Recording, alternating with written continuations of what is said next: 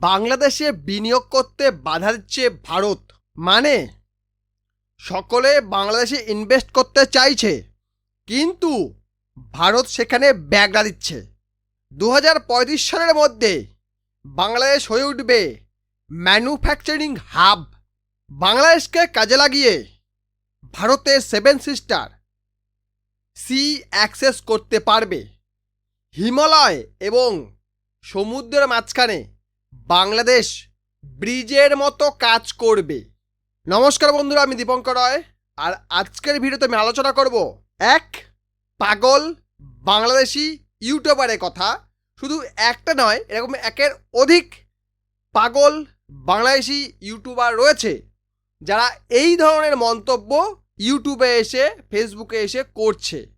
আপনি যদি আমার চ্যানেলে নতুন হয়ে থাকেন তো প্লিজ চ্যানেলটি সাবস্ক্রাইব করে আমার পাশে থাকুন এবং পাশে থাকা বেল আইকনটিকে প্রেস করে দিন, যাতে আমার ভিডিও নোটিফিকেশন আপনি পেয়ে যান সবার আগে।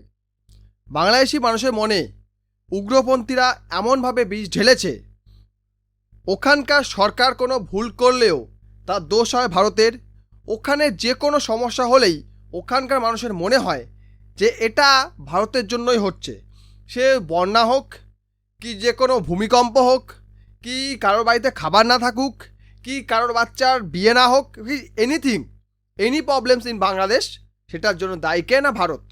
এটা ওখানকার যে উগ্রপন্থী সংগঠনগুলো রয়েছে তারা ওখানকার স্থানীয় মানুষের মনে এই বিষয়টা ঢুকিয়ে দিয়েছে যে তোমাদের জীবনে সমস্ত সমস্যার জন্য দায়ী কে ভারত।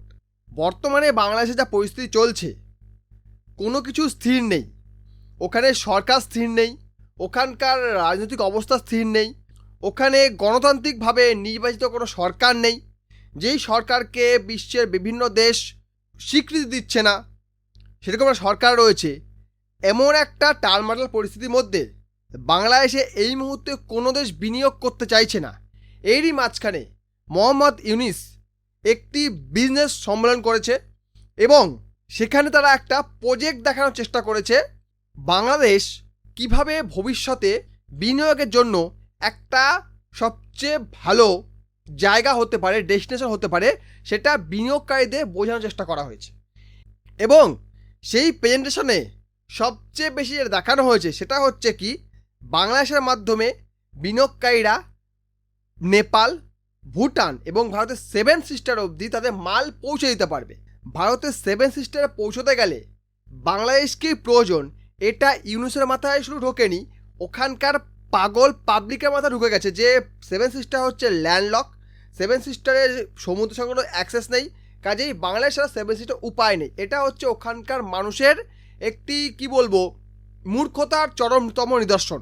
যেমন বাংলাদেশে বহু মানুষ বাস করে যারা পৃথিবীটাকে চ্যাপ্টা থালার মতো মনে করে, যে পৃথিবীর চ্যাপ্টা থালা এবং সূর্য হচ্ছে পৃথিবীতে দিয়ে ঘুরছে, চাঁদ সূর্য থেকে বড়, এই ধরনের কথাবার্তা বাংলাদেশি মানুষরা এবং পাকিস্তানের মানুষরা বলে থাকে।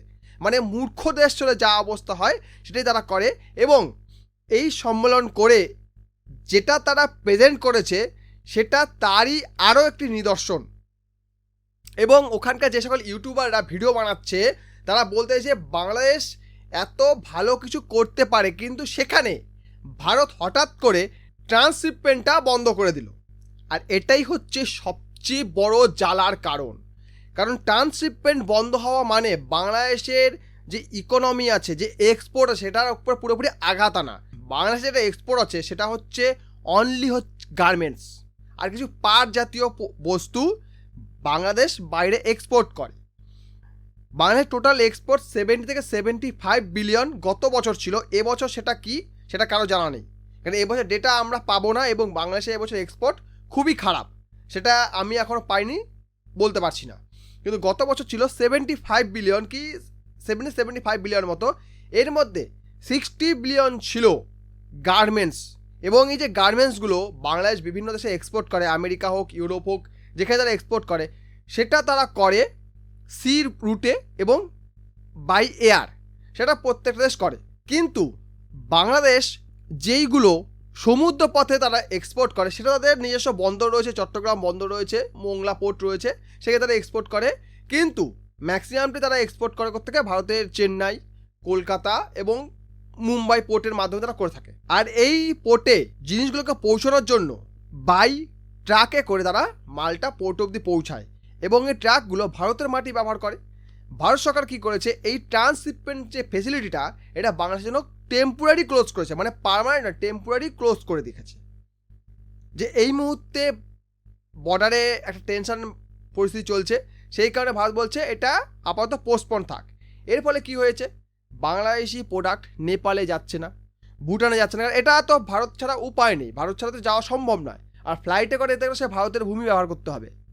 ফ্লাইটেরটা পুরোপুরি কনফার্ম না যে ফ্লাইটও যেতে পারবে কি না, বাট আপাতত ট্রান্সশিপমেন্টটা বন্ধ আছে। ভারতের Mumbai airport, Delhi airport use করে বাংলাদেশ তাদের প্রোডাক্টগুলো বাই প্লেন, বাই এয়ার তারা আমেরিকা, ইউরোপে পৌঁছাতো, সেটা তারা এবার থেকে করতে পারবে না। আর এইখানেই হয়েছে জ্বালা, মানে ট্রান্সশিপমেন্ট বন্ধ করে দিয়ে ভারত সরকার একটি মক্ষম চাল চেলেছে, যার ফলে বাংলাদেশিরা ছটপট করতে শুরু করে দিয়েছে। তাই তারা ভারতের নামে কুৎসা সরাতে ব্যস্ত হয়ে পড়েছে যে দেখো এরকম একটা বিজনেস সম্মেলন চলছে যেখানে বাংলাদেশ ইনভেস্টারদের বোঝানোর চেষ্টা করছে তোমরা আমাদের মাধ্যমে নেপাল পৌঁছে যাবে, ভুটান পৌঁছে যাবে, ভারতের 7 সিস্টারে পৌঁছে যাবে। ওই মুহূর্তেই ভারত ট্রান্সশিপমেন্টটা বন্ধ করে দিল। আর ট্রান্সশিপমেন্ট যদি বন্ধ করে দেয় তো এইসব জায়গাগুলো পৌঁছানো সম্ভব নয়, বাংলাদেশ কখনোই পৌঁছাতে পারবে না। আর এই কারণেই কাংলাদের ফাটছে, কারণ এই সম্মেলন করে মোহাম্মদ ইউনিস ইনভেস্টরদের কাছে বিনিয়োগের নাম করে অ্যাকচুয়ালি ভিক্ষা চাইছিল। যেমন পাকিস্তান ভিক্ষার বাটি হাতে নিয়ে পুরো বিশ্বে ঘুরে বেড়াচ্ছে, বর্তমানে বাংলাদেশও সেই একই রাস্তায় হাঁটা শুরু করে দিয়েছে। পাকিস্তানে প্রভাবশালী মানুষেরা ভিক্ষার টাকায় নিজের পকেট ভরাচ্ছে এবং জনগণের পেটে লাথি মারছে। বাংলাদেশই ওই একই রাস্তা হাঁটার চেষ্টা করছে। তারা বিভিন্ন দেশে তাদের দেশের লেবারকে পাঠায়, মানে মানুষজনকে লেবার হিসেবে পাঠায়। তাদের দ্বারা তো কোনো বড় ইঞ্জিনিয়ার হোক কি ডাক্তার হোক এই পজিশনে যাওয়া সম্ভব নয়, তাই তাদের দেশে মানুষকে অ্যাজ এ লেবার তারা আরব দেশে হোক কি ইউরোপে হোক আমেরিকা হোক পাঠায়। সেই সকল মানুষরা তাদের পরিবারের কাছে যেই টাকাটা পাঠায়, ডলার হিসেবে টাকাটা যে পাঠায় দেশে আসে, সেটা তারা ভোগ করে, দেশের নেতারা ভোগ করে, এবং বিনিয়োগের মাধ্যমে যে টাকাটা তাদের দেশে আসবে সেটাও তারা ভোগ করবে। যেহেতু ভারত ট্রান্সশিপমেন্টটা বন্ধ করলো, তাই তারা বিনিয়োগকারীদের কাছে বলতে পারবে না যে দেখো তোমরা ভারতে ঢুকে যেতে পারবে আমাদের মাধ্যমে চোরাপথে, তাই তোমরা আমাদের ভিক্ষা দাও, আমাদের টাকা দাও, সেটা তো বলতে পারছে না। তাদের আরও যন্ত্রণা বেড়ে গেছে, যন্ত্রণাটা আরও বেড়ে গেছে বর্তমানে। সেই সঙ্গে আরও কিছু যুক্তি তারা দেখাচ্ছে, যেমন বাংলাদেশে যদি বিনিয়োগ হয় তাহলে বাংলাদেশে উৎপাদিত পণ্যে বাংলাদেশ পেট ভরবে এবং বাংলাদেশ বাইরে এক্সপোর্ট করবে। সেই সঙ্গে ভারতীয় পণ্যের চাহিদা বাংলাদেশে কমে যাবে। আমি তো শুনছি, বেশ বছরখানেক ধরে শুনতেছি বাংলাদেশে নাকি ভারতীয় পণ্যকে ব্যান করা হচ্ছে, বয়কট ইন্ডিয়ান প্রোডাক্টগুলো ট্রেন চালানো হচ্ছে বাংলাদেশে। তাহলে এখনও কি বাংলাদেশে ভারতীয় প্রোডাক্ট ব্যবহৃত হচ্ছে? যদি হয়েই থাকে তাহলে এই ধরনের ট্রেন চালিয়ে লাভটা কি? একটা ফেল্ড ট্রেন চালিয়ে লাভটা কি? মালদ্বীপ কিছুদিন আগে বলেছিল না ইন্ডিয়া আউট, সেই আবার ইন্ডিয়ার হাতে পায়ে ধরে নিজের চেয়ার বাঁচাতে হয়েছে। বাংলাদেশে কি একই অবস্থা? মানে ভারতীয় পণ্য বয়কট করো, এটা একটা হুজুক তুলে দিয়েছি, হিড়িক তুলে দিয়েছি দেশের মানুষের কাছে যে ভারতীয় পণ্য বয়কট করো, অথচ ওই দেশের ওই মানুষগুলোরই ভারতীয় পণ্য ছাড়া চলছে না। তারা এখন আবার বলছে কি এই মুহূর্তে যদি বাংলাদেশে বিনিয়োগ আসে তাহলে ভারতীয় পণ্যের চাহিদা কমে যাবে, ভারতে এতে অসুবিধা হবে। এবং সেই সঙ্গে তারা আরও একটা কথা বলছে, বাংলাদেশ যেহেতু চীনকে ডাকছে, চীনের মাধ্যমে মোংলা পোর্টের ডেভেলপমেন্ট, চট্টগ্রাম পোর্টের ডেভেলপমেন্টের কাজ এবং বিভিন্ন প্রজেক্টের কাজ তা শুরু করতে চাইছে, এবং সেই সঙ্গে তিস্তা জলবিদ্যুৎ কেন্দ্রের যে কাজটা শুরু করতে চাইছে, এটা দেখে নাকি ভারত ভয় পেয়ে গেছে। আর সেই কারণেই ভারত এই ধরনের স্টেপ নিয়েছে।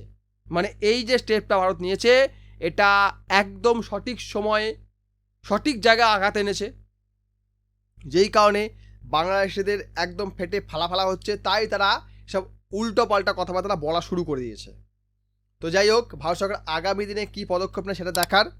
ভিডিও লাইক করবেন, কমেন্ট করবেন, শেয়ার করবেন, চ্যানেলটা সাবস্ক্রাইব করবেন। ভিডিও দেখার জন্য অসংখ্য ধন্যবাদ।